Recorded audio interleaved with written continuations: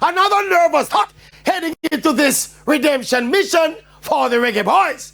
We have about 3 England-born debutants, and the coach has been singing the praises of these new players.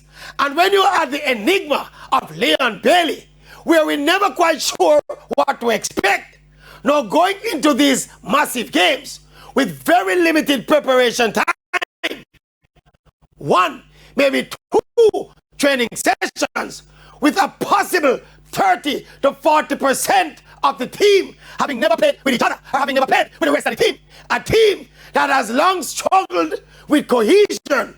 It must be a clear and present worry that an already disjointed, non-cohesive team is welcoming more brand new pieces heading into these 2 massive games.